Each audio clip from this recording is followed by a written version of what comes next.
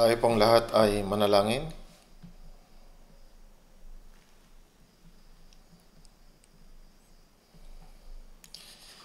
Banal at mahabagin naming Diyos Ama, na sa amin ay nagmamahal, nahabag ka po sa amin na mga lumayo sa iyo at lumakad sa kasalanan.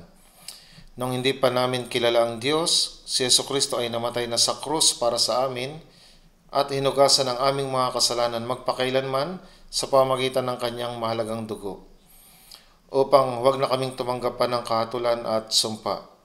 At nagpapasalamat kami sa dakilang biyaya ng kaligtasan na ibinigay mo sa amin nang wala kaming anumang ginawa. Panginoon, na ginawa kaming mga banal na anak ng Diyos at binigyan kami ng mabiyayang pag-asa na makapasok sa walang hanggang kaharian ng Diyos. Ngayon, nais po namin na mabuhay sa natitirang bahagi ng aming buhay para sa kalooban at kaluwalhatian ng Diyos. Ang mundong ito ay nagiging mas mapanganib araw-araw at puno ng kasalanan. Sa pamamagitan ng aming sariling lakas, hindi namin mapagtatagumpayan ang mga kasalanan ng sanlibutan. Panginoon, mas matibay mo kaming hawakan sa pamamagitan ng iyong salita at makapangyarihang mga kamay. Bigyan kami ng lakas na mapagtagumpayan ang lahat ng mga kasalanan ng sanlibutan at gabayan mo kami na mabuhay para sa iyong kalooban sa natitira naming buhay.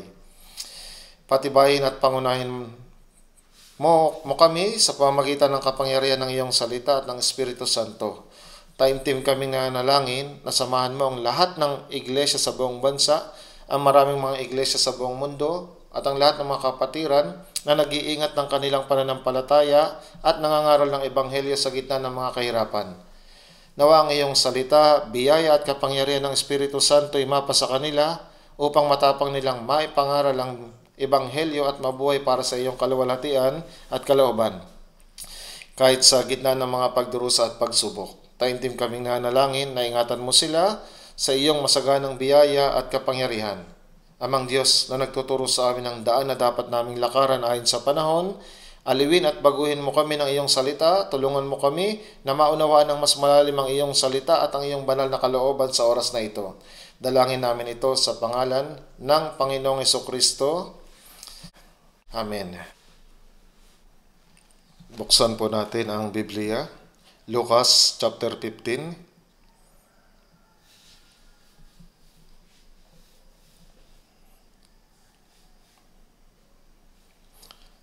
Lucas chapter 15.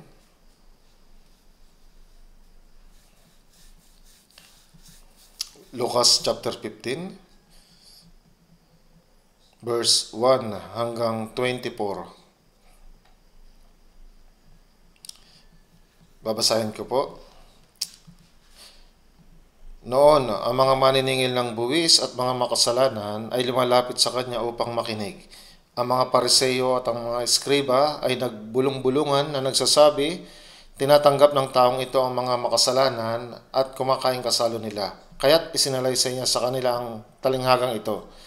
Sino sa inyo na mayroong isang daang tupa at mawalan ng isa sa mga iyon ay hindi iiwan ang 99 sa ilang at hahanapin ang nawala hanggang sa ito'y kanyang matagpuan. At kapag natagpuan niya, pinapasan niya ito sa kanyang balikat at nagagalak. Pag-uwi niya sa tahanan, tinatawag niya ang kanyang mga kaibigan at ang kanyang mga kapitbahay na sinasabi sa kanila, makigalak kayo sa akin, sapagkat natagpuan ko na ang aking nawalang tupa. Sinasabi ko sa inyo, magkakaroon ng higit na kagalakan sa langit dahil sa isang makasalanang nagsisisi, kaysa 99 na taong matutuwid na hindi nangangailangan ng pagsisisi. O, sinong babae na may 10 pirasong pilak na kung mawalan siya ng isang piraso, ay hindi ba magsisindi ng isang ilawan at magwawalis ng bahay? At naghahanap ng mabuti hanggang ito'y matagpuan niya.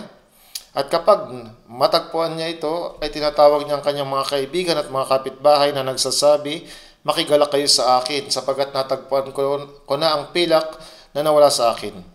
Gayun din, sinasabi ko sa inyo, may kagalakan sa harapan ng mga anghel ng Diyos dahil sa isang makasalanang nagsisisi. Sinabi ni Jesus, may isang tao na may 2 anak na lalaki. Sinabi ng nakababata sa kanila, sa kanyang ama, "Ama, ibigay mo sa akin ang bahagi ng kayamanang nauukol sa akin." At hinati niya sa kanila ang kanyang pag-aari. Makaraan ng ilang araw, tinipon ng nakababatang anak ang lahat ng kanya at naglakbay patungo sa isang malayong lupain at doon nilistay ang kanyang kabuhayan sa maaksayang pamumuhay. Nang magugol na niyang lahat ay nagkaroon ng matinding taggutom sa lupain. Sa lupaing iyon at siya'y nagsimulang mangailangan. Kaya't pumaroon siya at sumama sa isa sa mga mamamayan sa lupaing iyon na nagpapunta sa kanya sa kanyang mga bukid upang magpakain ng mga baboy. At siya'y nasasabik na makakain ng mga pinagbalatan na kinakain ng mga baboy at walang sino mang nagbibigay sa kanya ng anuman. Subalit nang siya'y matauhan ay sinabi niya, "Ilan sa mga upang lingkod ng aking ama ay may sapat at lumalabis na pagkain, ngunit ako rito'y namamatay sa gutom. Titindig ako at pupunta sa aking ama at aking sasabihin sa kanya, 'Ama, nagkasala ako laban sa langit at sa iyo. Hindi na ako karapat-dapat na tawaging anak mo. Ituring mo ako na isa sa iyong mga upang lingkod.' Siya'y tumindig at pumunta sa kanyang ama. Subalit habang nasa malayo pa siya, natanaw siya ng kanyang ama at ito'y awang-awa sa kanya. Ang ama'y tumakbo, niyakap siya at hinagkan. At sinabi ng anak sa kanya, 'Ama, nagkasala ako laban sa langit at sa iyo. Hindi na ako karapat-dapat na tawaging anak mo.' Subalit sinabi ng ama sa kanyang mga alipin, 'Dalhin ninyo rito ang pinakamagandang kasuotan at isuot ninyo sa kanya. Lagyan ninyo ng singsing ang kanyang daliri at mga sandalyas ang kanyang mga paa. At kunin ninyo ang pinatabang guya at patayin ito at tayo kumain at magdiwang. Sapagkat ang anak kong ito ay patay na at muling nabuhay, siya'y nawala at natagpuan at sila'y nagsimulang magdiwang." Hanggang dito po.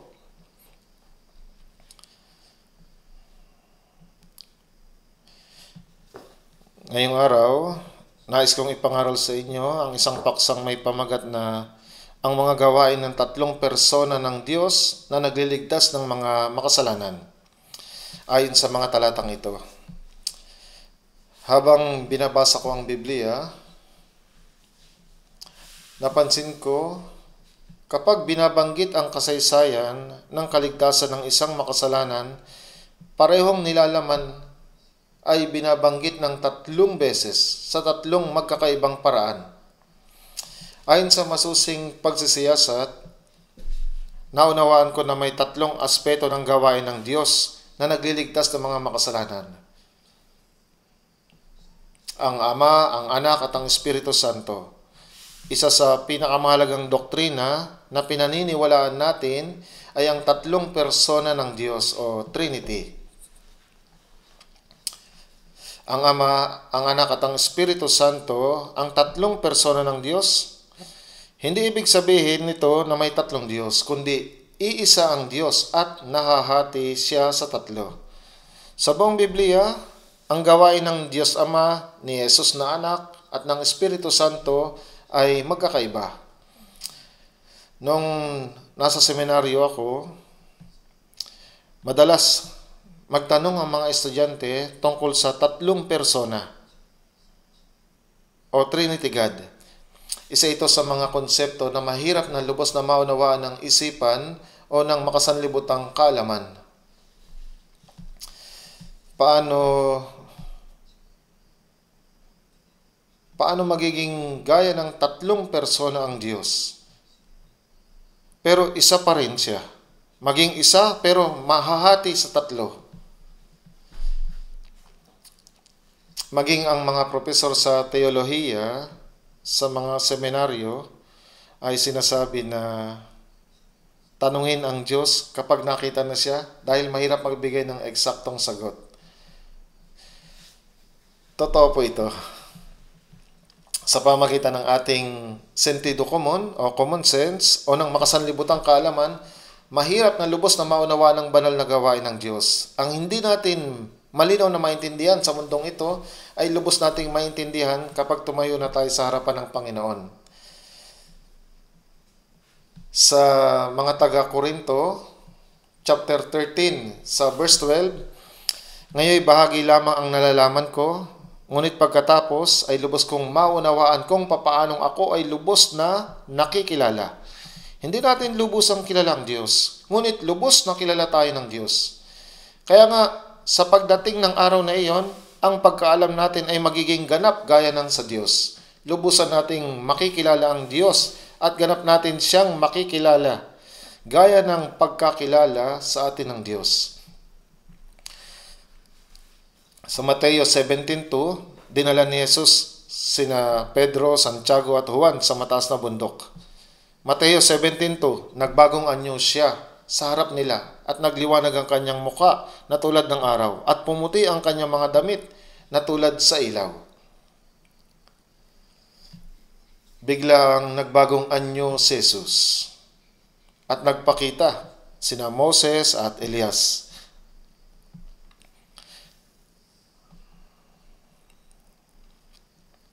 Nakilala agad ni Pedro na sina Moses at Elias. Hindi sila pinakilala ni Jesus sa pamamagitan ng pagsasabi na batiin niyo sila. Ito si Moses, ang unang propeta ng lumang tipan.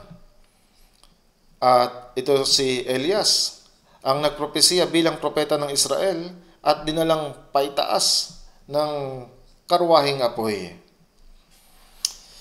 Kaya nga paano sila nakilala agad ni Pedro? Nabuhay si Moses 1,500 taon bago si Jesus. At si Elias ay nabuhay ng matagal na panahon na rin. Kaya ito ang naisip ko. Labis siyang natuwa at sobrang saya ni Pedro. Sa pagkamangha niya, nasabi niya, Mateo 17:4, Panginoon, mabuti na tayo ay naririto. Kung ibig mo, ay gagawa ako rito ng 3 tolda. Isa sa iyo, at isa kay Moses, at isa kay Elias. Paano siya magtatayo ng 3 tolda? Parang gustong-gusto niya roon. Kaya minungkahi niya na magtayo ng tolda roon at manatili roon. Ito ay isang maikling sulyap sa kaluwalhatian ng langit.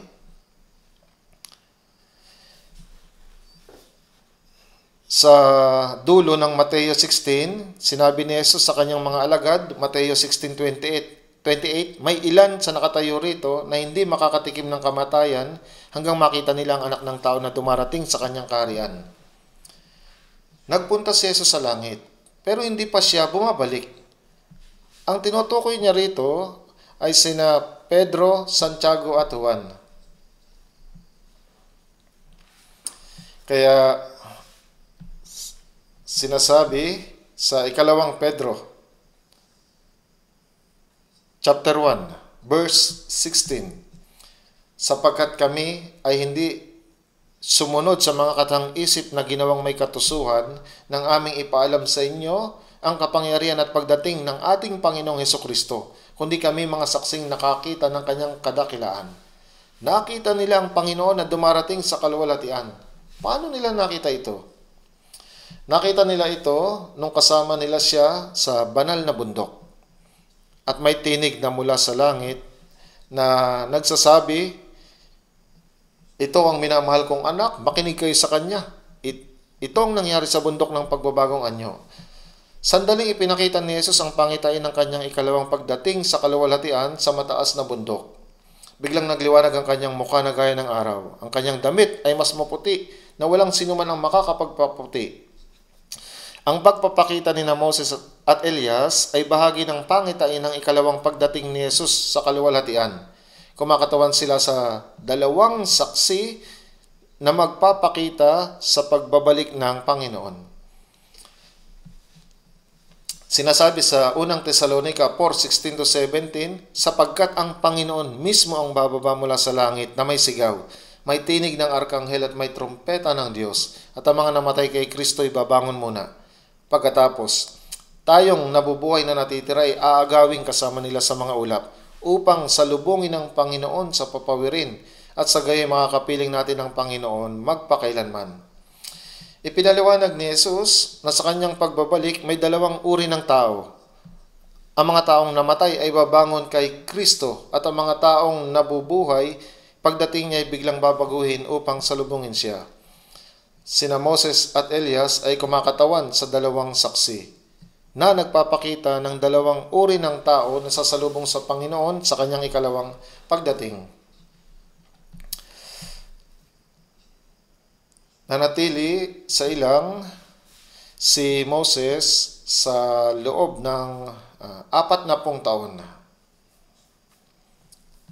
na tinatanaw ang lupain ng Kanaan. At sa huli, nakarating siya sa hangganan ng Kanaan, ngunit hindi siya nakapasok. Namatay siya sa bundok ng Nebo at kinuha siya ng Diyos. Si Elias ay hindi namatay kundi dinalang paitaas sa langit ng karwahing apoy. Binanggit ng Biblia ang dalawang tao na hindi nakaranas ng kamatayan kundi dinalang paitaas sa ganitong paraan, sina Enoch at Elias. Kumakatawan si Moses sa mga banal na muling mabubuhay na magpapakita sa pagbabalik ng Panginoon. At si Elias ay kumakatawan sa mga babaguhin at sasalubong sa Panginoon sa kanyang pagdating. Kaya nga sandaling ipinakita ni Jesus ang pangitaing ito sa kanila. At gusto kong ipaliwanag kung paano nakilala ni Pedro na ang mga taong iyon ay sina Moses at Elias.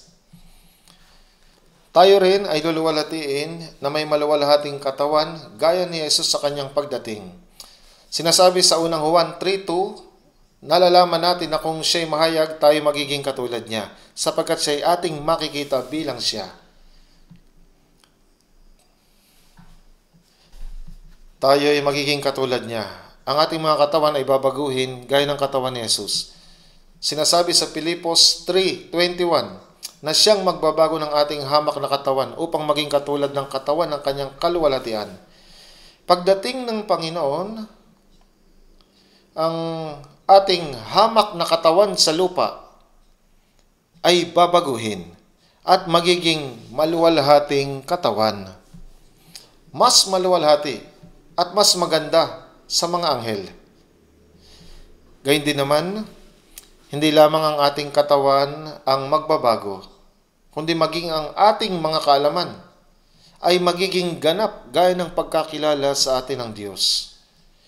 Kaya sa oras na iyon, hindi lang natin makikita ang Panginoon, kundi makikilala rin natin ang mga taong gaya ni na Moses, Elias, Abraham, ang dakilang apostol na si Pablo, si Esteban, na diakonong nangaral ng Ebanghelyo at naging martir dahil binato siya hanggang mamatay, at iba pa. Magiging kawili-wili yun. Hindi na kailangan ng pagpapakilala dahil ang ating kaalaman ay magiging ganap gaya ng sa Diyos. Sa oras na iyon, ganap nating maintindihan ang hindi natin lubusang maunawaan habang nabubuhay tayo sa mundong ito. Kaya ayon sa ating kaalaman sa Biblia, isa sa mga hindi maunawaang bagay ay ang tatlong persona. Trinity. Ang tatlong persona ng Diyos ay ang Ama, ang Anak, at ang Espiritu Santo, na lahat ng mga iyon ay ang Diyos at magkakapantay. Kaya nga, sinasabi sa Filipos 2:6-7 na siya, bagamat nasa anyo ng Diyos, ay hindi niya itinuring na isang bagay na dapat panghawakan ng pagiging kapantay ng Diyos, kundi hinubaran niya ang kanyang sarili at kinuha ang anyong alipin na naging katulad ng tao. Kapantay ni Jesus ang Diyos na lumikha. Ngunit iniwan niya ang posisyon ng pagiging kapantay ng Diyos at naging gaya ng isang tao. Hindi siya isang tao. Siya ang Diyos na lumikha, na nagkatawang tao. Nabuhay siya sa mundong ito ng 33 taon. Namatay siya sa krus, muling nabuhay at bumalik siya sa Diyos. Kaya nga si Jesus ay kapantay ng Diyos. Sinasabi natin ang Espiritu Santo. May ilang nagsasabi na ang Ama at ang Anak ay mas mataas kaysa Espiritu Santo. Hindi po ito tama. Dahil sila ay magkakapantay.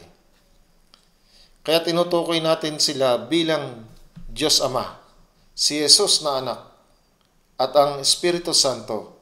Ang Espiritu Santo ay kapantay ng Diyos. Ang Diyos si Jesus na anak at ang Espiritu Santo, tatlong pagkatao. Sa Ebanghelyo ayon kay Lucas 15, binabanggit nito ang mga gawain ng Ama, ng Anak at ng Espiritu Santo. Ang tatlong Diyos na sama-samang gumagawa upang magligtas ng mga makasalanan. Kahit na ang layunin ng kaligtasan ay pareho, bawat isa ay ginagawa ang kanilang natatanging gawain. Kaya sa una, si Jesus na anak ay ipinahayag bilang mabuting pastol na nangangalaga ng mga tupa. Sinasabi sa Juan 10:11, "Ako ang mabuting pastol. Ibinibigay ng mabuting pastol ang kanyang buhay para sa mga tupa." Kaya ang pahayag na pagbibigay ng sariling buhay para sa mga tupa ay makikita rin sa Juan 10:14 hanggang 15. Ako ang mabuting pastol. Kilala ko ang sariling akin at kilala ako ng sariling akin. Gaya ng pagkakilala sa akin ng Ama at ng pagkakilala ko sa Ama at ibinibigay ko ang aking buhay para sa mga tupa. Si Jesus ang mabuting pastol. Madalas tukuyin ng Biblia ang Diyos bilang ang mabuting pastol. Tignan natin ang mga talata sa Biblia. Ezekiel chapter 34. Ezekiel chapter 34.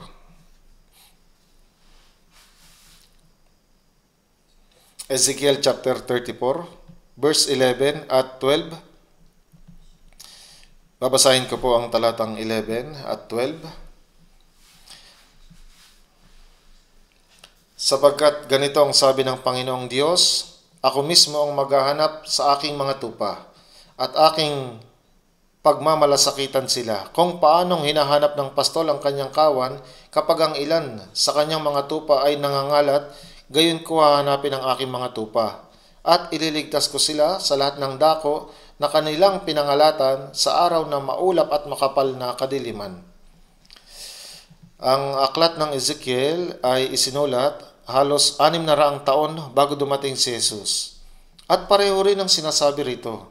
Sa verse 11, narito, ako mismo ang maghahanap sa aking mga tupa at aking pagmamalasakitan sila.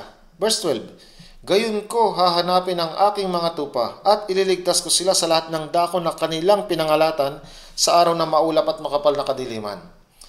Sinabi ni David na nabuhay ng halos 1,000 taon bago si Jesus, mga awit 23:1, ang Panginoon ang aking pastol, hindi ako magkukulang. Ang Diyos ang pastol at ang kanyang bayan ang mga tupa. Maraming tungkol sa mga tupa sa Biblia. Ang ibang mga hayop ay maaaring maligaw. Ngunit nahanap nila ang daan pabalik. Pero ang tupa, kapag iniwan silang mag-isa, maaari silang maligaw at hindi nila mahanap ang daan pabalik. Hangal at mahina ang mga tupa, kaya kailangan nila ng pastol na mag-aalaga sa kanila. Kung walang pastol, maaaring maging biktima ng lobo ang mga tupa. Nung bumisita ako sa Mongolia, marami mga tupa. Mga tupa, kambing at mga kabayo. Ngunit ang mga tupa ang partikular na mahina. Nagtatago ang mga lobo sa mga matataas na bundok sa araw at lumalabas sa gabi upang mangbiktima ng mga tupa. Hindi lang nila pinapatay ang isang tupa, kundi lahat ng mga tupa. Kaya kailangan ng mga tupa ng isang pastol na magpoprotekta sa kanila. Mangangal sila at madaling maikalat.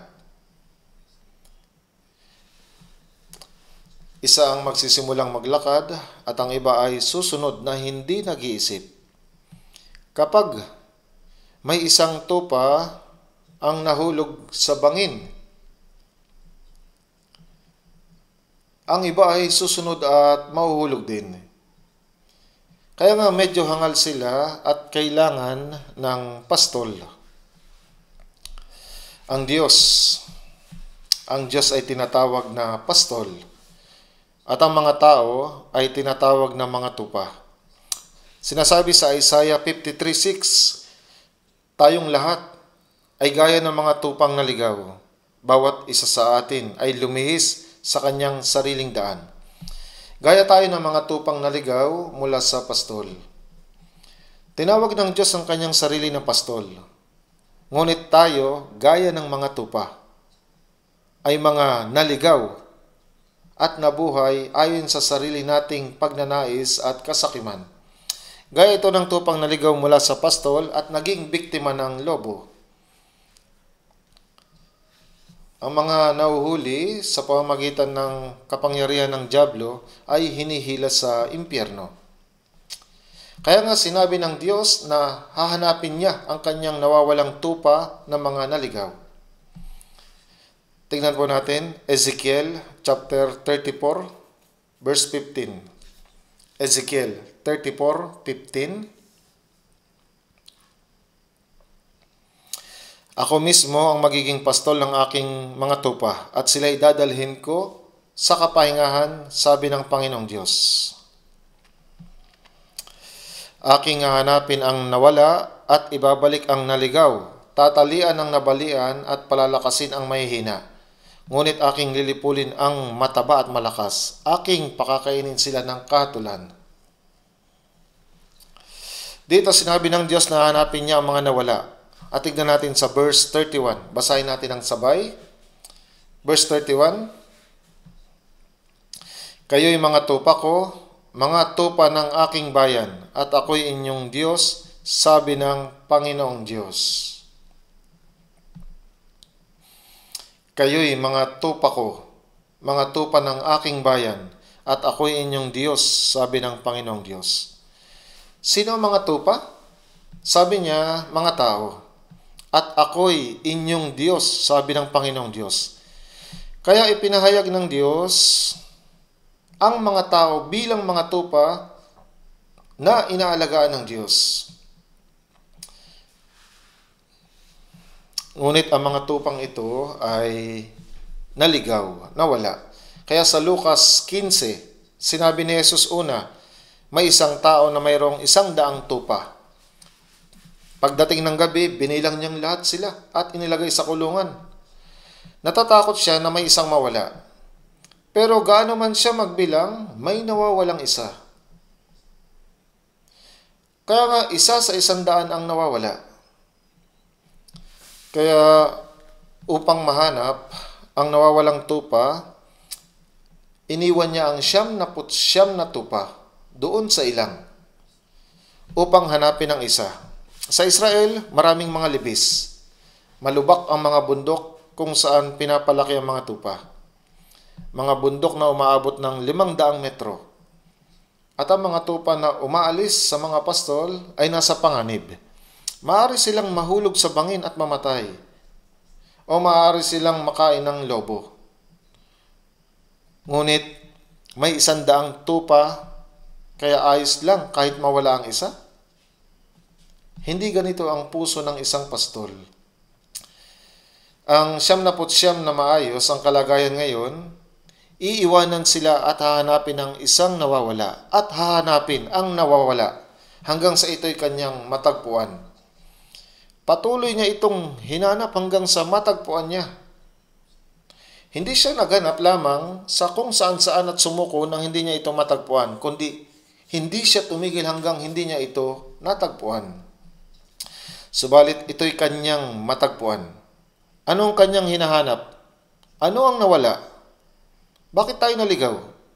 Naligaw tayo sa kasalanan dahil iniwan natin ang Diyos. Ang kahulugan ng maligaw ay pamumuhay sa kasalanan, pagsunod sa pagnanasa ng ating laman, pagsunod sa dyablo na may kapangyarihan sa himpapawid, at pag-iwan sa Diyos at sa salita ng Diyos. Kapag tayo ay dinalang palayo, gaya ng sabi sa mga Kawikaan 24:11, tayo ay dinadala sa kamatayan sa ilalim ng kapangyarihan ng dyablo. Mula nang maligaw tayo dahil sa kasalanan, paano matatagpuan ng Diyos ang nawawalang tupa? Hindi niya simpleng mahanap sila, kundi dapat bayaran ni Jesus ang kabayaran para sa kanilang mga kasalanan. Kaya nga, ibinibigay ng mabuting pastol ang kanyang buhay para sa mga tupa. Ibinibigay ng mabuting pastol ang kanyang buhay upang mahanap ang nawawalang tupa na naligaw sa kasalanan. Hindi lamang siya isang mabuting pastol na naghahanap sa mga tupa at natagpuan ng mga ito, kundi isa siyang mabuting pastol na nagbayad para sa mga kasalanan ng mga nawawalang tupa. Kaya sa unang Juan 3, verse 5, tinutukoy niya rito si Jesus. Nalalaman ninyo na siya'y nahayag upang mag-alis ng mga kasalanan. Okay? Makasalanan. Dapat siyang mamatay sa halip na tayo upang mabayaran ang halaga ng kasalanan.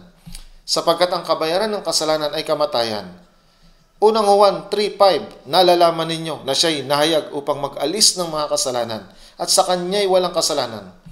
Ang Panginoon na walang kasalanan ay namatay sa halip na ang makasalanan.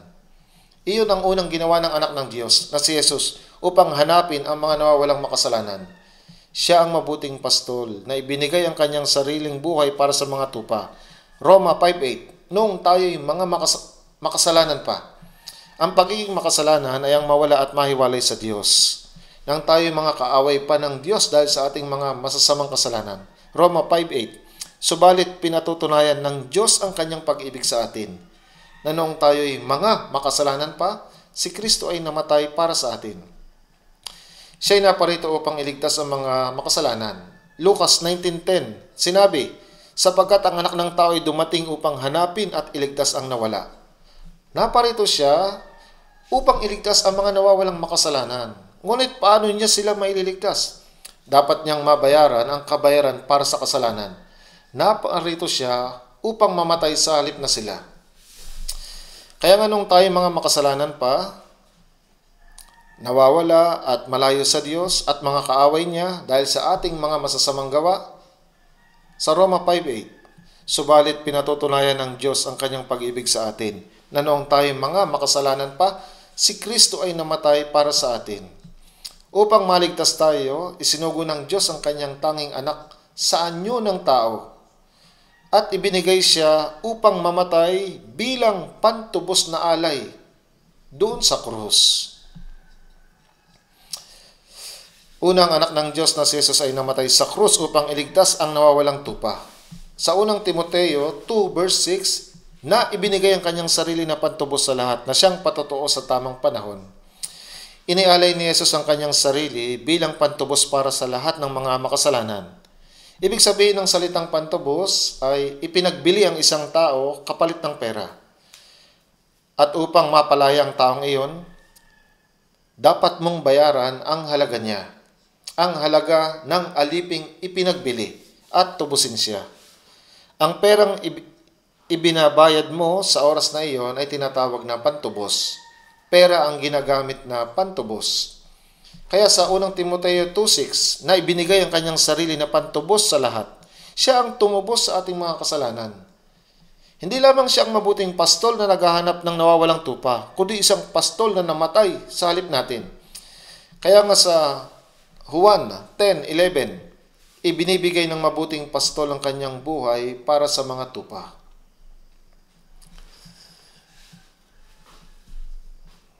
Basahin natin sa unang Pedro chapter 3 verse 18.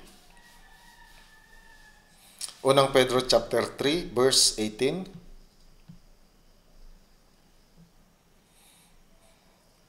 Unang Pedro chapter 3 verse 18. Basahin natin ang sabay.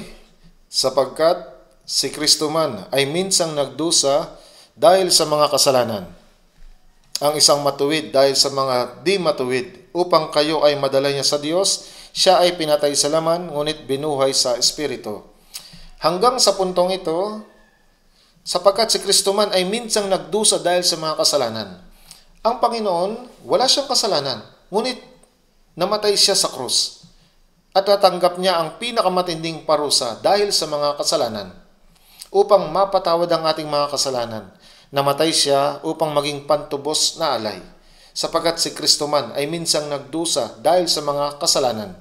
Si Jesus, bagamat siya'y matuwid, namatay siya para sa mga hindi matuwid, sa mga makasalanan, upang kayo madala niya sa Diyos, upang maligtas tayo at upang dalhin tayo sa Diyos. Kailangang mamatay si Jesus. Isipin po natin iyon, ang tanging anak ng Diyos, nakapantay ng Diyos, ang anak na si Jesus ay namatay. Kaya nga sa unang Pedro 2:25, sapagkat kayo tulad sa mga tupang naliligaw. Kapag iniwan niyo ang Diyos, maliligaw kayo. Kapag nawala kayo, ang impyerno ang lugar kung saan mawawala kayo magpakailanman. Sapagkat kayo tulad sa mga tupang naliligaw, ngunit ngayon ay bumalik na kayo sa pastol at tagapag-alaga ng inyong mga kaluluwa. Kapag naunawaan at sinampalatayanan natin na ang Panginoon ay namatay para sa atin, binayaran ang kabayaran ng ating mga kasalanan at naisakatuparan na ito ng Panginoon. Ang naligaw na tupa ay bumalik na kayo sa pastol at tagapag-alaga ng inyong mga kaluluwa. Ngayon, tayong mga ligtas, hindi na tayo naligaw na tupa, kundi mga tupang bumalik na sa yakap ng Panginoon. Nang makita niya ang mga Israelita, Mateo 9:36, nang makita niya ang napakaraming tao, nahabag siya sa kanila, sapagkat sila ay nangangamba at nanlulupaypay na gaya ng mga tupa na walang pastol. Sila ang bayang pinili ng Diyos, at sa Israel may dalubhasa sa mga kautusan na nagtuturo ng kautusan, mga pari, mga eskriba na nagtuturo ng kasulatan, at mga pinuno. Ngunit hindi sila ang mga pastol. Kaya nang makita ni Jesus ang maraming tao, nahabag siya sa kanila, sapagkat sila ay nangangamba at nanlulupaypay na gaya ng mga tupang walang pastol. Sinabi sa Mateo 18:14, kaya't hindi kalooban ng inyong Ama na nasa langit ng isa sa maliliit na ito ay mapahamak. Sinabi ni Jesus, ang isa sa maliliit na ito ay mapahamak. Kapag naligaw, patungo ito sa impyerno. Hindi niya nais na sila ay maligaw at mawasak. Dahil ang kaluluwa ay nilikha ayon sa wangis ng Diyos, kaya pinahahalagahan niya ito. Kaya sinabi ni Jesus sa Mateo 16:26 na ang buhay ng tao ay mas mahalaga kaysa buong mundo. Sapagkat ano ang mapapakinabang ng tao kung makamtan niya ang buong sanlibutan, ngunit mawawala naman ang kanyang buhay? O ano ang ibibigay ng tao na katumbas ng kanyang buhay? Ang buhay na hindi mapapalitan, maging ng buong mundo, ay hindi ang buhay ng pisikal na katawan na tumatagal ng ilang dekada, kundi ang kaluluwa. Kaya pinahalagahan ng Diyos ang mga tao at binayaran niya ang halaga sa pagsasakripisyo ng kanyang tanging anak upang iligtas ang mga kaluluwa. Si Jesus ang mabuting pastol na hinahanap ang isang nawawalang tupa. Sino ang tupang iyon? Marahil ito ang masasamang tao na nakatira sa likod ng bahay natin? O ang manggagantyo na kapitbahay natin? Sila ba ang tinutukoy dito? Hindi po. Bawat isa sa atin ay nawawalang tupa sa harapan ng Diyos. Unang Timoteo 1:15, tapat ang salita at nararapat tanggapin ng lubos na si Kristo Jesus ay pumarito sa sanlibutan upang iligtas ang mga makasalanan, na ako ang pangunahin sa mga ito. Si Apostol Pablo na nagsabi ng mga salitang ito, inihayag niya na ako ang pangunahin sa mga ito. Kung ang pinuno ng mga makasalanan ay naligtas, sino ang hindi maliligtas? Si Kristo Jesus ay pumarito sa sanlibutan upang iligtas ang mga makasalanan.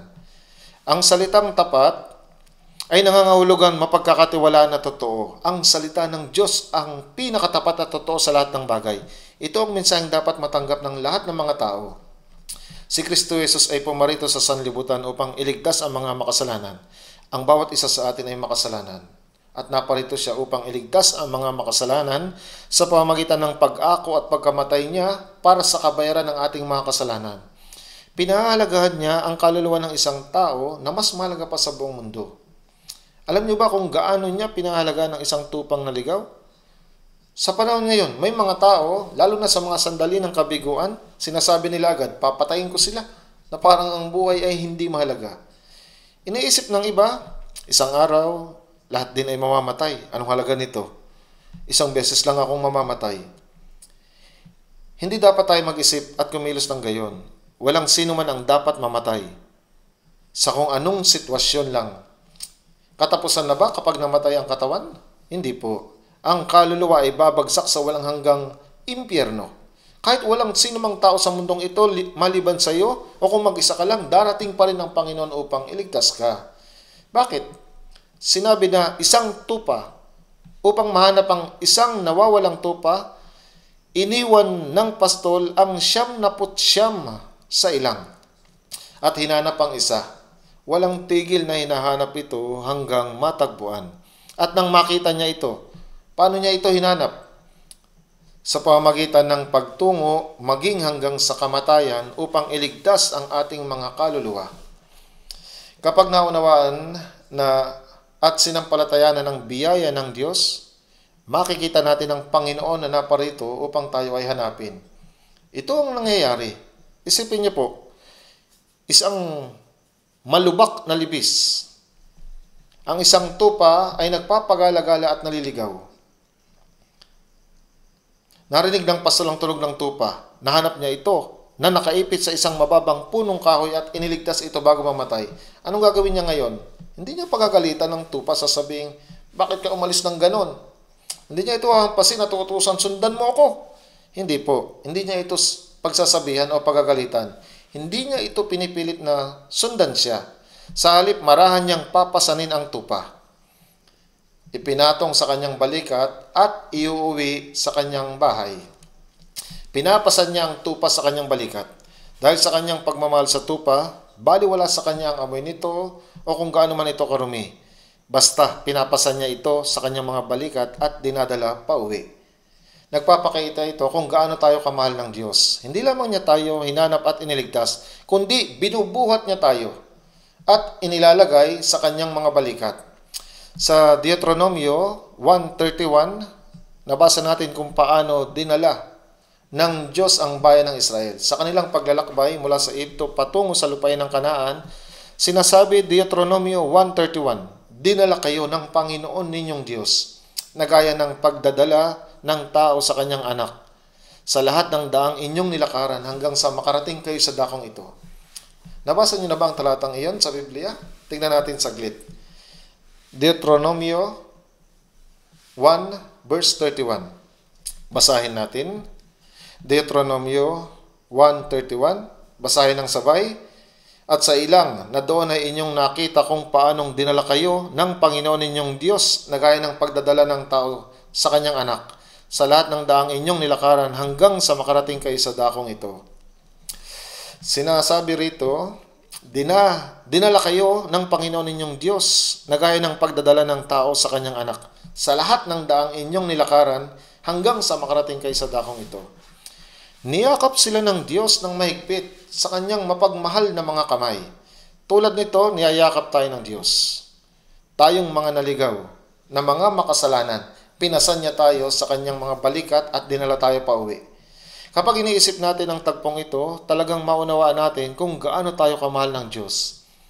Gaya ng sinasabi sa Lucas 15 verse 6, pag-uwi niya sa tahanan, tinatawag niya ang kanyang mga kaibigan at ang kanyang mga kapitbahay na sinasabi sa kanila, makigalak kayo sa akin, sapagkat natagpuan ko na ang aking tupang nawala. Natagpuan ko ang tupang nawala. Hindi siya nagagalak mag-isa, kundi tinipon niya ang lahat niyang mga kaibigan at mga kapitbahay na sinasabi, makigalak kayo sa akin, sapagkat natagpuan ko na ang aking tupang nawala. Nagdiwang siya, natagpuan ko na ang aking tupang nawala. Dahil natagpuan niya ang kanyang nawawalang tupa. Lucas 15:7, sinasabi ko sa inyo, magkakaroon ng higit na kagalakan sa langit dahil sa isang makasalanang nagsisisi kaysa 99 na taong matutuwid na hindi nangangailangan ng pagsisisi. May mga taong nagsabi na ang 99 ay tumutukoy sa mga Pariseo at mga eskriba. Ngunit mali po iyon. Ang 99 ay ang mga taong nagsisi na. Hindi na sila nawawalang tupa. Ang mga taong ligtas na ay nagbibigay ng kagalakan sa Diyos. Ngunit kapag ang isang taong bagong ligtas ay nagsisi, mas may higit na kagalakan sa langit. Isipin niyo pong isang pamilyang may maraming anak. Kapag ang isang anak ay nawala, ang pinakang kinatatakutan ng pamilya ay ang maisip na nawala na ng tuluyan ang bata. Subalit himalang natagpo ang buhay ang bata at nakabalik. Gaano kaya kalaki ang kanilang kagalakan? Siyempre, masaya ang pamilya sa mga anak na naligtas, ngunit mas higit na kagalakan sa isang nawala at ngayon natagpuan na. Ganyang uri ng kagalakan ang naranasan sa langit kapag ang isang makasalanan ay naligtas.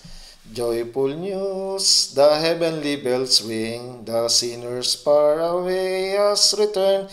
Glory, glory to the Lord above, heaven's harp resound with praise. Kapag ang isang makasalanan ay nagsisi at nanumbalik, may kagalakan sa harapan ng mga anghel. Ang mga sugo ng Diyos ay nagdiriwang kasama ng langit. Sinasabi sa Hebreo 1:14, hindi ba silang lahat ay mga espiritong nasa banal na gawain na sinugo upang maglingkod sa kapakanan ng mga magmamana ng kaligtasan? Hindi sila pwedeng maging mga anak ng Diyos o babaeng ikakasal kay Kristo. At kapag ang mga anghel ay nagkasala, si Kristo'y hindi mamamatay para sa kanila. Ang mga anghel ay iba sa mga tao sapagkat nilikha sila ng Diyos bilang mga espiritong nasa banal na gawain. Habang pinaglilingkuran ng mga anghel ang Diyos, sinugo rin sila upang paglingkuran ang mga nakatanggap ng kaligtasan, ang mga anak ng Diyos na magmamana ng kaharian ng langit. Mateo 18:10, pag-ingatan ninyong huwag hamakin ang isa man sa maliliit na ito, sapagkat sinasabi ko sa inyo, ang kanilang mga anghel sa langit ay patuloy na nakikita ang mukha ng aking Ama na nasa langit. Alam nyo ba na ang bawat ligtas na tao ay may anghel na tagapagbantay? Sinasabi sa Daniel 12:1, ang dakilang pinuno na tagapag-ingat ng iyong bayan. May mga anghel. Si Miguel, Arkanghel.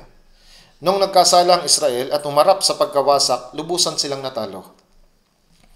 Gayunpaman, nung pinanumbalik ng Diyos ang Israel, tumulong siya sa makapangyarihang paraan. Halimbawa, noong malapit nang pumasok sa lupain ng Kanaan ang mga Israelita, isang nakakatakot na lalaki ang biglang sumulpot na may hawak na tabak. Si Josue, na natakot, ay nagtanong, sino ka? Josue 5:13, ikaw ba'y sa panig namin o sa aming mga kaaway? 14, hindi, ako'y naparito bilang pinuno ng hukbo ng Panginoon. Ito ay si Miguel Arkanghel, ang anghel na nag-iingat sa bayan ng Israel. Kapag nakikipaglaban ang Diyos para sa Israel, walang makakapantay sa kanyang kapangyarihan. Gaya ng sinasabi sa Josue 23:10, magagawa ng isa sa inyo na mapatakbo ang 1,000. Sapagkat ang Panginoon ninyong Diyos ang nakikipaglaban para sa inyo gaya ng ipinangako niya sa inyo. Sinugo ng Diyos ang kanyang mga anghel upang makipaglaban sa Israel. Maraming ganitong pangyayaring nakasulat sa Biblia. Noong si Sennacherib, hari ng Assyria, pinalibutan nila ang Jerusalem at pinagbantaan nila ang Juda na pagpapatayin silang lahat kung hindi sila susuko. Pumunta si Haring Hezekias sa templo. Binuksan ang sulat ng pagbabanta na pinadala ng hari ng Assyria. Nanalangin siya, O Diyos, anong gagawin namin? Tinutuya ka ng taong ito. Hayaan mo ba siya magpatuloy ng ganito? Hindi nagtagal dumating si Propeta Isaías. Sinabi, huwag kang mag-alala. Ngayong gabi, harapin sila ng Panginoon. Isaiah 37:36, at ang anghel ng Panginoon ay humayo at pumatay sa kampo ng mga taga-Assyria ng 185,000. At nang ang mga tao ay maagang bumangon, kinaumagahan, silang lahat ay mga bangkay. Ang Israel ay pinakawalan na kahit isang palaso. Pumunta ang mga anghel at winasak ang hukbo ng Assyria. Maraming ganitong pangyayari sa Biblia. Kamakailan, tingnan niyo ang nangyari. Sinubukan ng Hamas na lipulin ng Israel sa isang saglit. Ganito rin ang nangyari noong 6-day war. Nagpakawala ng libu-libong missiles ang Hamas sa Israel sa loob ng maikling panahon. Ngunit anong nangyari? Dahil sa digmaang iyon, humayo ang Israel at pinatay ang halos 46,000 na mga tao sa Gaza. Ito'y nasa dyaryo nung isang araw. Nasa 46,000 na mga tao ang namatay sa Gaza. Sa ilang saglit, maaaring mamatay ang lahat ng tao. Hindi nila dapat galawin ng Israel. Kapag tinutulungan ng Diyos ang Israel, kahit nagsasama-sama ang buong mundo at makipagdigma, hindi sila mananalo. Bakit kaya niyo bang talunin ng Diyos? Kapag ang bansang Israel ay naglaho sa lupa, ang Biblia ay magiging isang kasinungalingan. Kaya pinakikilos ng Diyos ang kanyang mga anghel upang protektahan ang Israel. Ngunit sila lang ba ang tinutulungan niya? Pinoprotektahan din niya ang mga ligtas na mananampalataya. Kaya sinasabi, pag-ingatan ninyong huwag hamakin ang isa man sa maliliit na ito. Bakit? Sapagkat ang kanilang mga anghel ay palaging nasa harapan ng Diyos. Ibinabalita sa Diyos ang tungkol sa kanyang mga anak. Sa aklat ng mga gawa, nakikita natin na si Pedro ay tinapon sa bilangguan. Nang sumunod na araw kung saan malapit na siyang bitayin, paglipas lang ng ilang araw matapos pugutan ng ulo si Santiago, nagtipon ang mga banal sa Jerusalem at nananalangin. Diyos, pakiusap iligtas mo po si Apostol Pedro. Nang sandaling iyon, sinugo ng Diyos ang anghel kay Pedro. Naiisip ni Pedro habang nakatanikala, bukas makakatagpo ko na ang Panginoon. Napakapayapa niyang naiisip na makakasama niya ang Panginoon. Kaya nakatulog siya ng mahimbing. Sinabi ng anghel, bumangon ka, bumangon ka. Ngunit napakahimbing ng tulog ni Pedro. Kaya tinapik siya ng anghel sa tagiliran. Nagising si Pedro at ang mga tanikala ay nalaglag. Ang pinto ng kulungan ay kusang nabuksan. Lahat ng mga bantay ay natutulog ng mahimbing. Ang unang pinto ay nabuksan, ikalawa at pagkatapos ikatlong pintuan, hanggang sa lahat ng mga pintuan ng kulungan ay nabuksan. Habang palabas siya, inakala ni Pedro na nananaginip siya. Ngunit naunawaan niya, sinugo ng Diyos ang anghel upang iligtas ako. Kaya pumunta si Pedro sa bahay kung saan nananalangin ang mga mananampalataya. Sa silid sa itaas ng bahay ni Maria, kumatok siya sa pintuan. Isang babaeng katulong na ang pangalan ay Rhoda ang lumapit. Nang makilala niya ang tinig ni Pedro, sa tuway hindi niya binuksan ang pintuan. Kundi tumakbo siya sa loob at sinabi, nandito si Apostol Pedro. Sumagot ang mga taong nasa loob, hindi siya yun. Nasa bilangguan siya. Kahit na nananalangin sila, tila hindi sila naniniwala na pinalaya siya. Sinabi ni Rhoda, hindi, tinig talaga iyon ni Pedro. At sumagot sila, mga Gawa 12:15, iyon ang kanyang anghel. Alam niyo ba na ang bawat ligtas na tao ay may anghel na tagapagbantay? Sinasabi mo ito? Sinabi mismo ito ni Jesus, may anghel sa tabi ko. Iniingatan ako. Tama po iyan. Kaya dapat tayong mag-ingat. Kung mayroong naninira sa akin o gumagawa ng masama sa akin, ang anghel magsusumbong sa Diyos Ama. Hindi lamang ako, kundi ang bawat ligtas na mananampalataya ay may anghel na tagapagbantay. Kundi isipin mo na lahat ng iyong ginagawa ay iniuulat, mabuti o masama, kaya hindi tayo dapat gumawa ng mali. Maaaring sabihin ng anghel, o Diyos, ang iyong anak na si ganito, kahanga-hanga, nagbibigay lugod at nabubuhay ayon sa iyong kalooban. Napakapalad na may ganito kang anak. Ngunit kapag gumawa ka ng mali, maaaring sabihin ng anghel, O Diyos, ang makakita ng ganong anak ay tiyak na lubang nakakadismaya para sa iyo. Huwag nating hayaang mangyari iyon.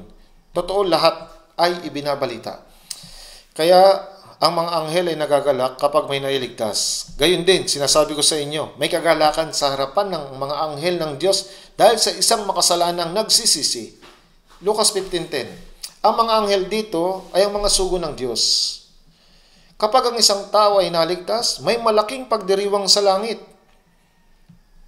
Kung isipin mo iyon, hindi mo lubusang may isip kung gaano kagalak ang mga anghel sa kalangitan, sa kaligtasan ng isang makasalanan. At isipin nyo, ang mga pastol, gaano siya nagsikap na mahanap ang mga tupa. Naglibot siya sa mga kabundukan at nang mahanap niya ito, ang kagalakan na natagpuan ito ay magpapalimot sa kanya sa lahat ng kahirapan. Uuwi siya at sasabihin niya, makigalak kayo sa akin. Magiging napakasaya niya. Hindi niya alam kung anong gagawin. Ang Diyos ay talagang ganyan kagalak dahil sa atin. Ngayon, tignan natin muli sa Lucas 15. Lucas 15.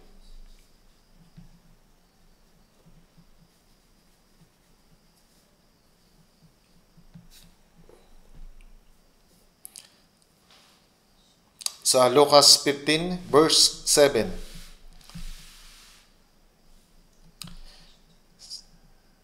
Basahin natin. Sinasabi ko sa inyo, magkakaroon ng higit na kagalakan sa langit dahil sa isang makasalanang nagsisisi kaysa 99 na taong matutuwid na hindi nangangailangan ng pagsisisi. Kaya habang ang Diyos ay nalulugod, kapag tayong mga ligtas ay nabubuhay ng magkakasama sa pananampalataya, sa fellowship at sa kagalakan, mas higit siyang magagalak kapag ang isang makasalanan ay naligtas. Bakit? Sapagkat mahal na mahal niya ang makasalanang iyon. May mga tao pa bang hindi ligtas dito? Gaya kayo ng nawawalang tupa. Dapat ninyong maunawaan at sampalatayanan agad ang biyaya ng Diyos. Sa Colosas Chapter 1, verse 6, na dumating sa inyo mula ng araw na inyong marinig at maunawaan ang biyaya ng Diyos sa katotohanan. Tunay na kapag narinig at naunawaan ang biyaya at salita ng Diyos, itong araw na makakatagpo natin ang Panginoon. Nagagalak ako, ngunit mas higit na nagagalak ang Diyos. Tingnan natin sa Lucas 15, 8 hanggang 10.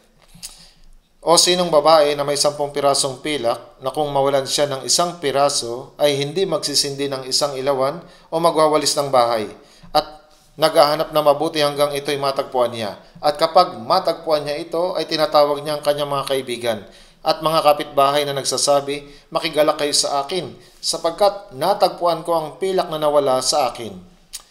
Gayon din, sinasabi ko sa inyo na may kagalakan sa harapan ng mga anghel ng Diyos dahil sa isang makasalanang nagsisisi. Sinasabi sa talatang ito, ang babae may 10 pirasong pilak. At ang 1 pirasong pilak ay katumbas ng 1 denaryo. Ang 1 denaryo ay 1 araw na sahod ng manggagawa. Kapag nakilala ng lalaki ang babaeng gusto niyang pakasalan, nagkakasundo silang magpakasal. Kapag nagpasya silang magpakasal, ang lalaking ikakasal, siya ay magbibigay ng dote. Nakadalasan ay 10 pirasong pilak na nakatali at ibinibigay ito sa babaeng ikakasal.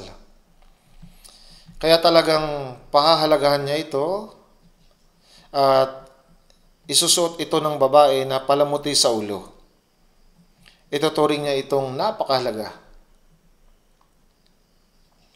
Ngunit sa kwentong ito, ang babae ay may 10 pirasong pilak at nawala ang isa. Sa kasong ito, hindi lamang ito tungkol sa halaga ng pilak, kundi ang katotohanan na ibinigay ito sa kanya ng lalaking magiging asawa niya bilang tanda ng kanilang kasunduang magpakasal. Ang pagkawala ng kahit isa lang ay makikita bilang isang kabiguan sa panig ng babae. At kapag naiwala niya ito, maaring hindi matuloy ang kasunduan nilang magpakasal. Napakaseryosong bagay nito. Kaya ang babaeng ito, sinindihan niya ang ilawan at nagwalis siya sa bahay. Ang dahilan kung bakit hindi siya nagsindi ng ilaw ay sapagkat wala pang bintanang salamin noon, gaya ng mayroon tayo ngayon. Ang bintana noon ay hindi gaya ng maliwanag na bintana na mayroon tayo ngayon. Wala pang bintanang salamin noon. Mayroon lamang silang maliit na butas para sa ventilasyon upang makapasok ang hangin. Kaya ang bahay ay madilim. At dahil mahirap makita kung saan ito nawala, sinindihan niya ang ilawan at hinanap ng mabuti sa bawat sulok. Winalisan ang sahig upang matiyak niya na mahanap niya ito. Maaring natabunan ito ng basura o natago sa mga alikabok. Kaya sinindihan niya ang ilawan at masigasig na hinanap ito. At pagkatapos ay nahanap niya ito. Nang mahanap niya ito, ano ang ginawa niya? Tinawag niya ang kanyang mga kaibigan at mga kapitbahay. Ang pagtawag sa mga kaibigan at mga kapitbahay ay nangangahulugan ng pagdiriwang. Pagdiriwang. Kailangan niyang pakainin sila. At sa katunayan, ang magagastos ay mas higit pa kaysa halaga ng isang pilak. Ngunit, tinatawag niya ang kanyang mga kaibigan at mga kapitbahay na nagsasabi, "Makigalak kayo sa akin sapagkat natagpuan ko na ang pilak na nawala sa akin." Hanggang sa matagpuan niya ito, hindi siya makatuon sa ibang bagay. Maraming ibang mga bagay siyang dapat gawin, ngunit isinantabi niya muna ang mga ito at nagtuon lamang sa kanyang paghahanap. At nang matagpuan na niya ito, naging napakasaya niya. Hindi lang siya napatalon sa galak, kundi tinatawag niya ang kanyang mga kaibigan at mga kapitbahay na nagsasabi, "Makigalak kayo sa akin, sapagkat natagpuan ko ng pilak na nawala sa akin." Kagaya ng matagpuan ng nawawalang tupa, tinawag din niya ang kanyang mga kaibigan at kapitbahay at sinabi na, "Natagpuan ko na ang pilak na nawala." Kaya ang kanyang mga kaibigan ay nakigalak sa kanya. "Oh, dapat hindi mo ito mawala. Maaari kang magkaproblema." Kaya magkakasama silang nagalak. Lucas 15:10, "Gayon din sinasabi ko sa inyo," sinabi ni Jesus, "na may kagalakan sa harapan ng mga anghel ng Diyos dahil sa isang makasalanang nagsisisi." Alam niyo ba ito? Kahit na ang mga anghel ay nagagalak, kapag naligtas ang tao na ating ina-evangelize, ang taong nag-evangelize ay nakakaramdam din ng kagalakan. Tama po? Ang taong naligtas ay nagagalak. Ang taong nag-evangelize ay nagagalak din. At ang mga taong nakapaligid sa kanya ay sinasabi, "Oh, ang taong iyon ay naligtas. Iyon ay napakabuti." Napakasaya na marinig iyon. Ang buong iglesia ay nagagalak. Walang ibang kaligayahan ang may kukumpara dito. Zephaniah 3:17, "Ang Panginoon mong Diyos ay nasa gitna mo. Isang mandirigma na nagbibigay ng tagumpay. Siya'y magagalak sa iyo na may kagalakan. Siya'y tatahimik sa kanyang pag-ibig. Siya'y magagalak sa iyo na may malakas na awitan." Ang Diyos ay lubos na nagagalak sa atin na hindi mapigilan ang ganitong damdamin. Kahit na isang makasalanan ang magsisi at naligtas, nag-uumapaw ang kanyang kagalakan. Ang pagsisindi ng ilawan ay gaya ng binanggit sa Pilipos 2:16, nanghahawakan sa salita ng buhay. Ang pagbabahagi ng ebanghelyo tungkol sa pagpapaliwanag ng ilaw ng salita ng buhay. Tungkol ito sa pagpapaliwanag ng ilaw ng ebanghelyo at sa biyaya ng Diyos upang hanapin ang mga makasalanan. Gumagawa man tayo ng personal na counseling o nagdaraos ng Bible seminar, pinapaliwanag natin ang salita ng buhay upang hanapin ang mga nawalang makasalanan. Ang bawat isang kaluluwa ay lubusang napakalaga. Para sa atin na mga naunang naligtas, ay pinapaalalahanan ng Hebreo 2:3, ganito kadakilang kaligtasan. Anong bagay sa mundong ito ang higit pang mahalaga kaysa isang kaluluwa? Sinabi ni Jesus na kahit ibigay mo ang lahat ng bagay sa mundong ito, hindi ito may kukumpara sa halaga ng isang kaluluwa. May liligtas ba ng kayamanan ng tao sa mundong itong isang kaluluwa kapag isinuko niya ang lahat ng kanyang ari-arian? Hindi po, imposible ito. Kung wala ang kamatayan at pagdanak ng dugo ng tanging anak ng Diyos, hindi magiging posible ang kaligtasan. Ang halaga ng kaluluwa ay higit pa sa kahit anong bagay na ating maiisip. Bakit kaya ang isang pilak ay nagtataglay ng napakalaking kabuluhan at halaga? Ito po ay dahil sa unang talinhagang mabuting pastol na kumakatawan sa Diyos ay ibinigay ang kanyang sariling buhay upang mailigtas ang nawawalang kaluluwa. Kaya ang nawawalang pilak ay kumakatawan sa napakalaking halaga, isang bagay na hindi maaaring sukati ng pera. Sa parehong paraan, ang kaluluwa ng bawat isang tao ay higit na dakilat napakalaga. 62 years na po akong nakalipas nang ako ay naligtas. Maaaring mukha po itong napakatagal na panahon na. Sa lumipas na mga taon, ako po'y nakaranas ng maraming kagalakan at gayon din ng kahirapan. At ilan sa mga alaalang iyon ay nakalimutan ko na. Ngunit ang panahon na ako'y naligtas ay nanatiling napakalinaw at parang kahapon lang ito nangyari. Noong una kong naunawa ng Ebanghelyo, ako'y napakaligaya na hindi ko masabi kung ito ba ay panaginip lamang o katotohanan. Naisip ko na kung ito ay panaginip lang, ito'y walang kabuluhan. Kaya kinurot ko ang aking sarili upang makasigurado. Hindi po ito panaginip. Ito pala ay totoo. Ako po ay napuno ng kagalakan. Nung gabing iyon, kailangan kong maglakad sa dilim ng 4 na kilometro pagkatapos kong bumaba ng bus dahil ako'y naglilingkod sa isang church sa probinsya. Wala pong tao noon kaya ako'y sumayaw habang naglalakad. Kaya ibinuhos ko ang lahat. Kung may nakakita noon, isipin nilang nababaliw ako. I'm redeemed, Jesus saves me and keeps me just now. Ang alaala ng sandaling ako'y naligtas ay nanatiling napakalinaw na parang kahapon lang nangyari. Ito'y napakasaya at nakakamanghang karanasan. At ang kaligayahang iyon ay nananatiling matatag kahit hanggang sa ngayon. Ang taong naligtas ay nagagalak. Ang taong nag-evangelize ay nagagalak. Ang buong iglesia ay nagagalak. At ang Diyos mismo ay lubusang nagagalak. Kaya nga hindi natin dapat kalimutan kailanman kung gaano kahalaga at makabuluhan para sa bawat taong maligtas. Alalahanin po natin, dapat nating gawin ang lahat ng ating makakaya upang maibahagi ang Ebanghelyo. Ibinigay ni Jesus ang kanyang buhay at binayaran ang napakalaking halaga upang mailigtas ang mga makasalanan. Ang Espiritu Santo, ang babae, ay kumakatawan sa iglesia. Ang Espiritu Santo ay kumikilos sa pamamagitan ng iglesia upang hanapin ang mga makasalanan. Sa pamamagitan ng Espiritu Santo ay lumiliwanag ang ilaw ng Ebanghelyo, ang salita ng buhay upang hanapin ang mga makasalanan. Dahil binayaran ng Panginoon ang buong halaga ng ating mga kasalanan, ang Espiritu Santo ang tumutulong sa atin na maunawaan ang biyaya ng Diyos. Apokalipsis 2:7 sinasabi, ang may pandinig ay makinig na sa sinasabi ng Espiritu sa mga iglesia. Ang Espiritu Santo ay nagsalita sa pamamagitan ng iglesia at sa pamamagitan ng mga naligtas na mananampalataya.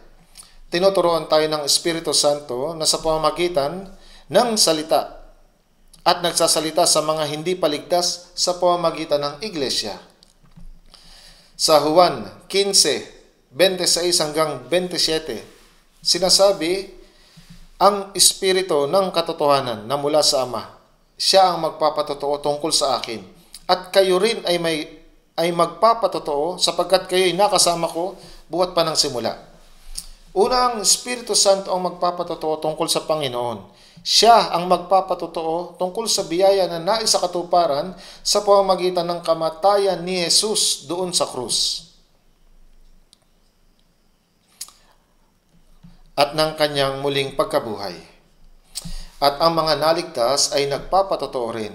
Hindi natin dapat kalimutan na ang Espiritu Santo ay kumikilos sa pamamagitan natin upang iligtas ang mga makasalanan. Sinasabi sa Roma 10:14 hanggang 15, at paano sila sasampalataya sa Kanya na hindi nila napakinggan? At paano sila makikinig kung walang mangangaral? At paano sila mangangaral kung hindi sila sinugo?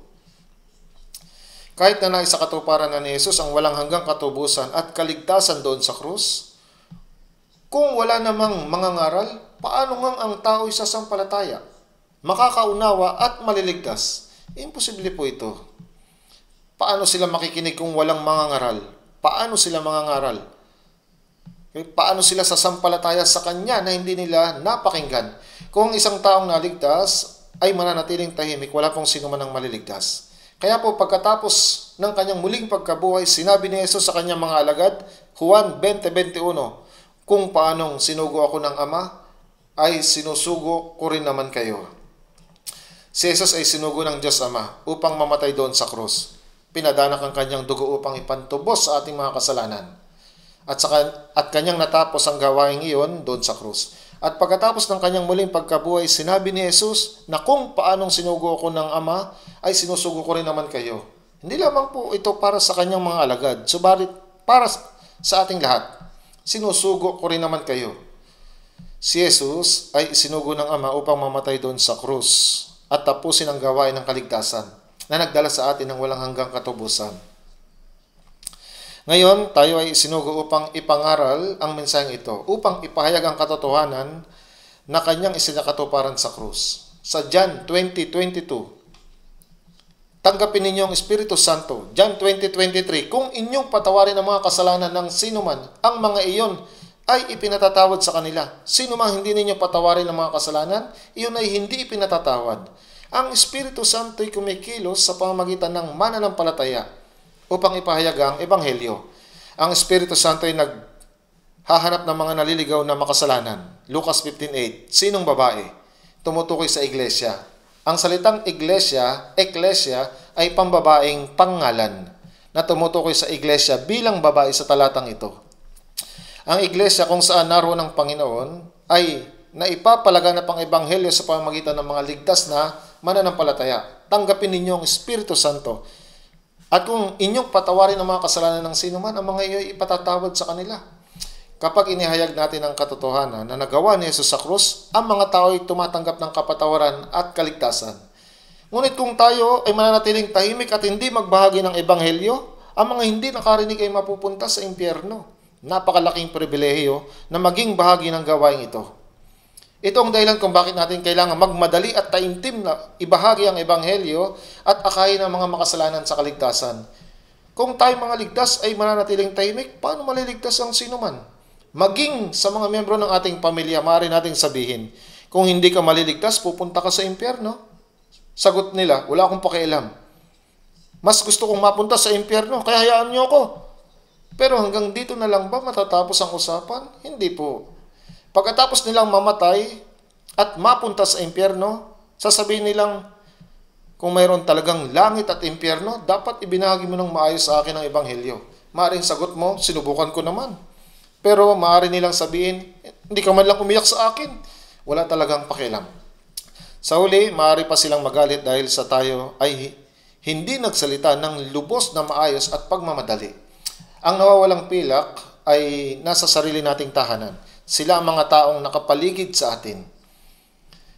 Pababayaan lang ba natin ang mga taong malapit sa atin? Hindi po. Dapat natin silang hanapin. Ang ating miyembro ng pamilya, kamag-anak, kaibigan, kapitbahay, gaya ng pagsisindi ng ilawan, nagwawalis ng bahay, at masikap na naghahanap. Kung hahanapin natin sila, ang Espiritu Santo ay tutulong na mahanap sila.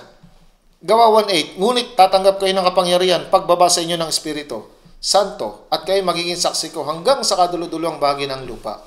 Sa pamamagitan ng Espiritu Santo ay pinahayag ang Ebanghelyo. Kaya sa Roma 1:16 sinabi ni Pablo, sapagkat hindi ko ikinahihiya ang Ebanghelyo, sapagkat ito ang kapangyarihan ng Diyos para sa kaligtasan ng bawat sumasampalataya. Ang Ebanghelyong ito ay kapangyarihan ng Diyos na nagdadala sa kaligtasan ng lahat ng sumasampalataya. Colossus 1:6 na dumating sa inyo mula ng araw na inyong marinig at maunawaan ang biyaya ng Diyos sa katotohanan. Ang Ebanghelyo na dala ang kaligtasan ay dumating sa atin. Kapag ipinangaral ang Ebanghelyo, inyong marinig at maunawaan ang biyaya ng Diyos sa katotohanan. Ang pagkaunawa ay patungo sa kaligtasan. Dapat nating unawain na ang ating mga kritiko ay nagsasabi, ang mga taong yan, hindi lang sasabihin sa iyo na maniwala, kailangan mo itong maunawaan. Mateo 13:23, ang napahasik naman sa mabuting lupa ay iyong nakikinig ng salita at inuunawa ito. Ilang beses binanggit ng Biblia ang pagkaunawa. Unang Korinto 1:21 ay kinalugdan ng Diyos na iligtas ang mga sumasampalataya sa pamamagitan ng kahangalan ng pangangaral. Sa Mateo 13:23, ang napasik naman sa mabuting lupa ay iyong mga nakikinig ng salita at inuunawa ito. Ang pangangaral ng Ebanghelyo ay maaring parang hangal na paraan, ngunit nalulugod ang Diyos na iligtas ang mga taong sumasampalataya rito. Kaya kung sino man ay makinig o hindi, dapat natin itong ipahayag.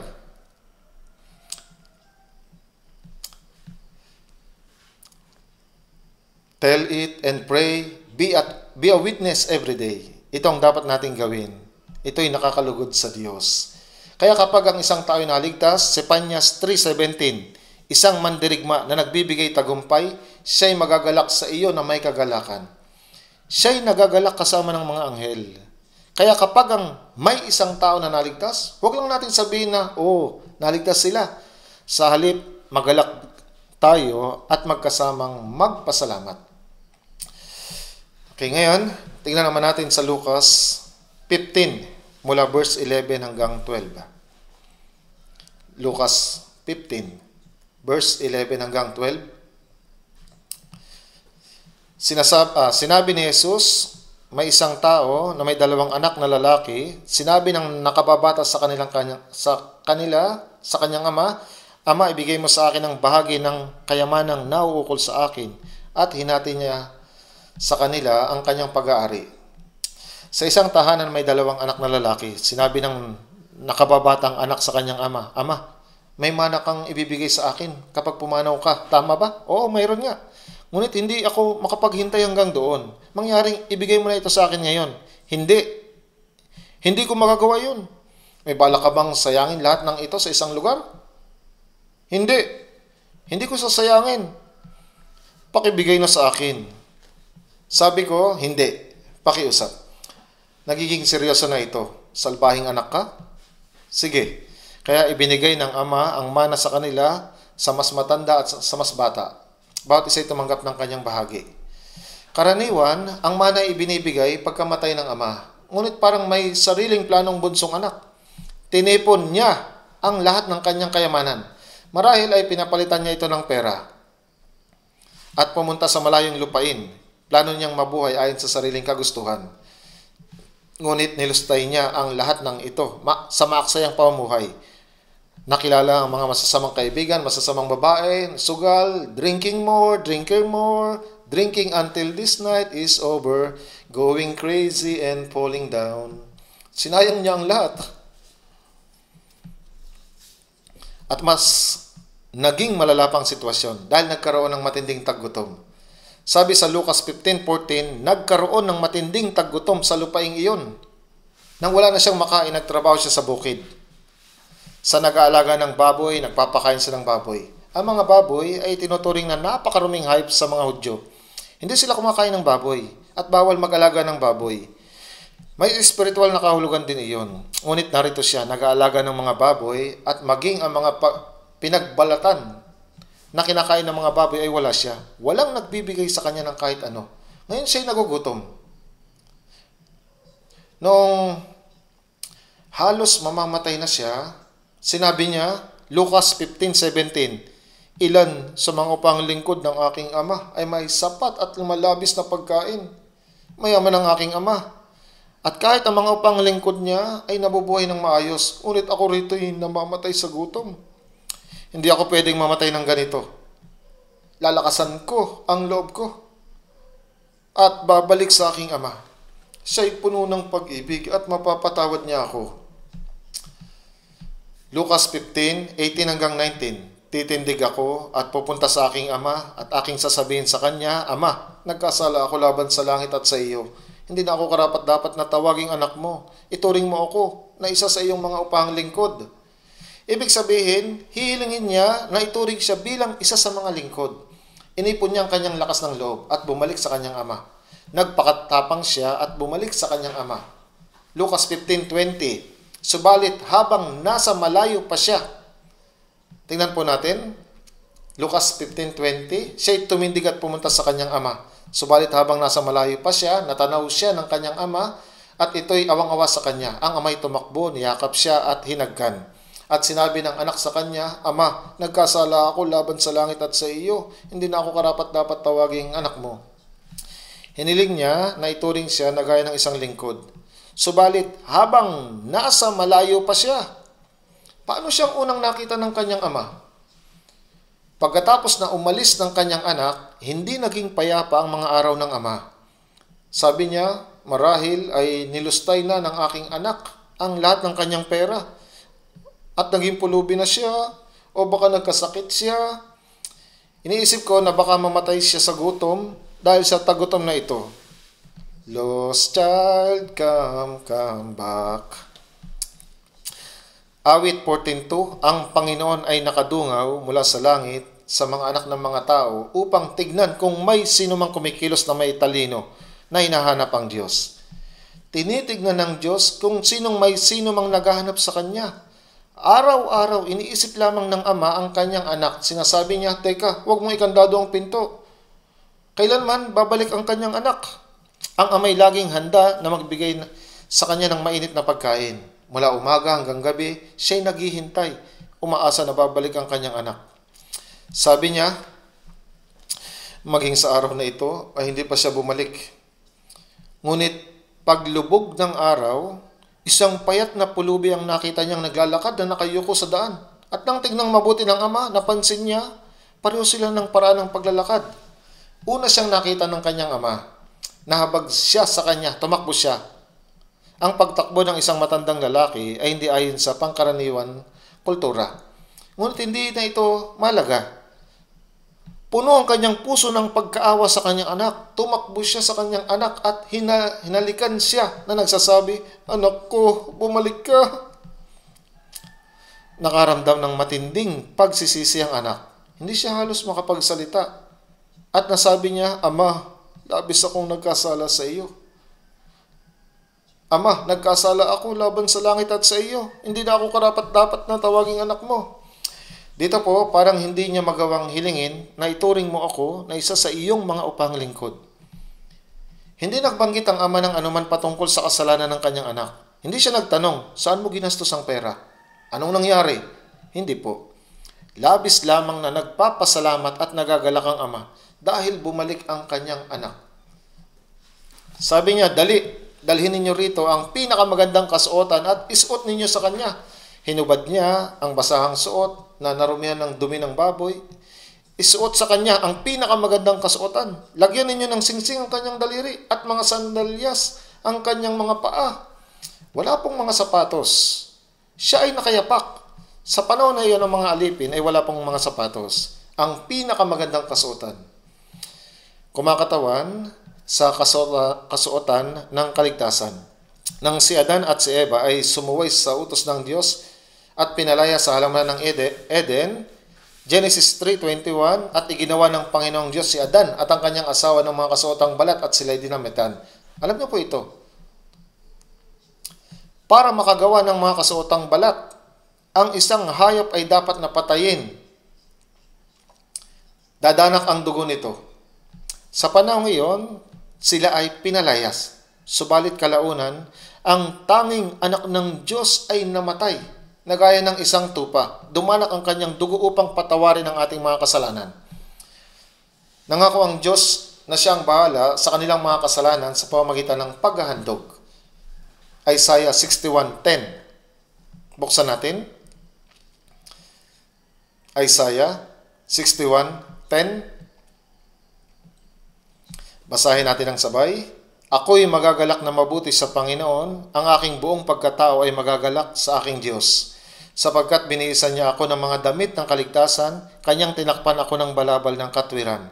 Gaya ng lalaking ikakasal na ginagayakan ang sarili ng palamuting bulaklak, at gaya ng babaeng ikakasal na nagagayakan ng kanyang mga hiyas. Ako'y magagalak na mabuti sa Panginoon, ang aking buong pagkatao ay magagalak sa aking Diyos."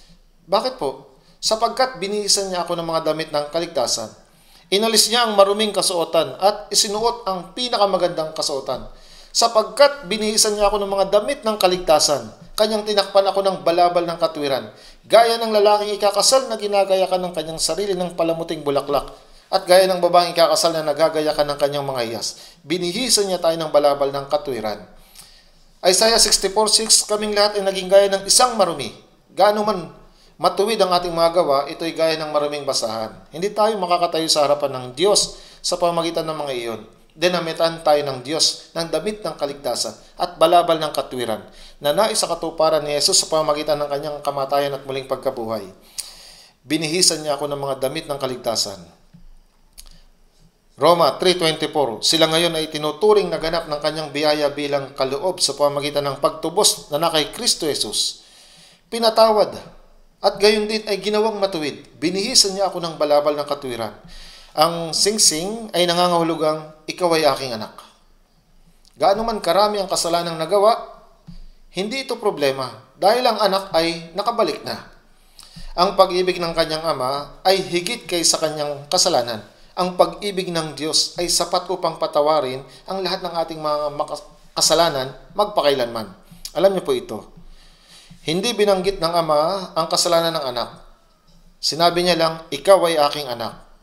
Juan 1:12, subalit ang lahat ng tumanggap sa Kanya na sumasampalataya sa Kanya, sa Kanyang pangalan ay Kanyang pinagkalooban sila ng karapatan na maging mga anak ng Diyos. Ikaw ay aking anak. Ibig sabihin ng pagsuot ng sandalyas sa Kanyang paa, Efesos 6:15, nakasuot sa Kanyang sa inyong mga paa ang pagiging handa para sa ebanghelyo ng kapayapaan.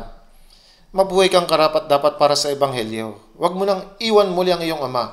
Ito ang kahulugan nito. At kunin ninyo ang pinatabang guya at patayin ito. Nagtatabi sila ng pinatabang guya upang patayin at ihanda para sa mahalagang bisita. Sinabi ng ama sa alipin, verse 23, at kunin ninyo ang pinatabang guya at patayin ito at tayo kumain at magdiwang. Sapagkat ang anak kong ito'y patay na at muling nabuhay, siya'y nawala at natagpuan. At sila'y nagsimulang magdiwang. Ang ama ay maligaya dahil sa alibugang anak ay bumalik at namatay ang guya sa halip na siya para sila'y makapagdiwang. Alam niyo po ba na si Jesus na walang kasalanan ay namatay sa krus gaya ng guya o kordero upang ang mga makasalanan gaya natin ay makabalik sa Diyos Ama at magalak kasama ang Diyos Ama? Walang higit pang biyaya o pag-ibig kaysa rito. Sa verse 20, ang ama'y tumakbo, niyakap at hinagkan siya. Ang Diyos ay iniuunat ang kanyang mga kamay tungo sa mga mapaghimagsik na mga makasalanan. Tinatawag ang kanyang bayan sa buong araw. Hanggang ngayon, iniunat niya ang kanyang mga kamay. Isaiah 44:22, aking pinawi na parang ulap ang mga pagsuway mo, at ang iyong mga kasalanan na gaya ng ambon. Manumbalik ka sa akin, sapagkat ikaw ay tinubos ko. Iniunat ng Diyos ang kanyang mga kamay sa mga makasalanan, at tinatawag sila upang bumalik. Mayroon po bang ilan dito na hindi pa nakakabalik? Dapat po tayo magmadaling bumalik. Wala pong pag-asa sa mga taong tumatanggi sa pag-ibig ng Diyos. Binigyan tayo ng Diyos ng dakilang pag-ibig. Kaya sinasabi, 2 Pedro 3:9, hindi mabagal ang Panginoon tungkol sa kanyang pangako, na gaya ng kabagalang itinuturing ng iba, kundi matyaga sa inyo na hindi niya ibig na sino man ay mapahamak, kundi ang lahat ay dumating sa pagsisisi. Namatay si Jesus sa krus upang tubusin ang ating mga kasalanan at patawarin tayo magpakailanman. At ang Espiritu Santo ay dumating at hinahanap ang mga makasalanan sa pamagitan ng Iglesia at ang Diyos Ama ay naghihintay. Ibinigay ng Ama ang kanyang bugtong na anak upang mamatay sa krus bilang handog na pantubos at ipinadala ang Espiritu Santo upang magpatotoo sa katotohanan ito. At ang Espiritu Santo ay gumagawa sa loob ng Iglesia. Ang ama'y naghihintay na hindi niya ibig na sino man ay mapahamak, kundi ang lahat ay dumating sa pagsisisi. Natanaw siya ng kanyang ama at ito'y awang-awa sa kanya. Ang ama'y tumakbo, niyakap siya at hinagkan. Ang pag-ibig ng ama ay lubos. Hinakap siya ng walang kondisyon. Hindi tinanong ng kanyang ama ang tungkol sa kanyang mga kasalanan. Inamin ng anak ang kanyang mga kasalanan, subalit pinatawad na ng ama ang lahat ng kanyang mga kasalanan. Kaya hindi na nila pinag-usapan pa ang mga kasalanan. Ngayon, tinanggap tayo ng Diyos, isang dakilang biyaya ang ibinigay niya sa atin. Ang anak kong ito ay patay na at muling nabuhay. Nang iniwan niya ang kanyang ama, siya'y namatay. Nang siya'y bumalik, siya ay nabuhay. Siya'y nawala at natagpuan, at sila'y nagsimulang magdiwang.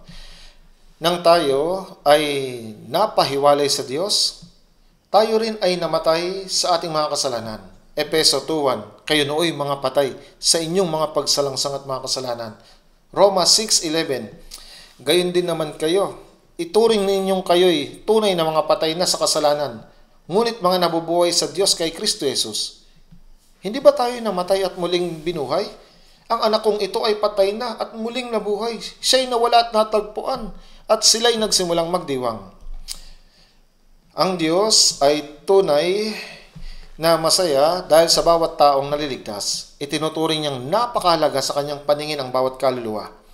Dapat nating ibahagi ang ebanghelyo at gawing masaya ang Diyos Ama sa pamagitan ng maraming mga kaluluwang naliligtas. Dapat tayong makigalak. Marami pong mga naipanganak na Kristiyano sa Amerika, Afrika, sa iba pang bansa o sa Korea. Nang marinig natin ito, tayo nagagalak at nagbigay pasasalamat sa harapan ng Diyos. ang Panginoon ay hindi pa dumarating upang magbigay ng pagkakataon para sa mga hindi pa naliligtas. Ito ang puso ng Ama na nagnanais na walang sinuman ang mapahama, kundi ang magsisi. Hindi tayo dapat magpaliban o maging tamad sa pagpapahayag ng Ebanghelyo sa mga ligaw na makasalanan. Dapat nating gawin ang lahat ng ating makakaya dito. Ito ang bagay na nagbibigay lugod sa Diyos Ama at ito ang layunin ng ating buhay sa mundo. Gaya ng sinabi, awit 18:17, hindi ako mamamatay, kundi mabubuhay at ang mga gawa ng Panginoon ay isasalaysay. Ang layunin ito ng ating buhay ay ang ipangaral ang Ebanghelyo ng Panginoon.